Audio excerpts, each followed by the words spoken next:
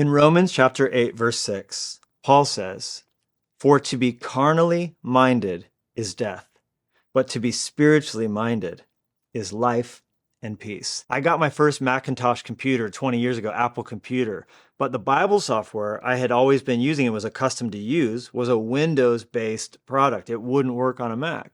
So a friend told me about a way to use Windows on the Macintosh computer. It would allow me to open up a little window and I could have a pretend Windows device right there inside the Apple. It was strange to have these two operating, and it didn't work well, and it was buggy, and it caused everything to run slow, but at least it worked.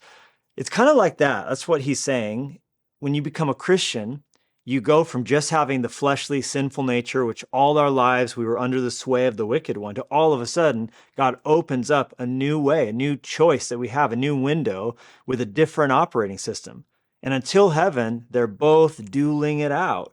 It's like sin calls and the old nature wants to answer. And sin, we need to remember, our fleshly nature, it's still very bossy. It's just not the boss of us anymore. We no longer are under its control, but we have to choose moment to moment to let the spiritual operating system, our spiritual nature, which will lead to peace, as opposed to the fleshly nature, which is always going to pull us towards death. And moment by moment, we have to remember, now yells louder, but later lasts longer. And later is where the eternal rewards and the joy and the fulfillment actually comes. So which one's going to win?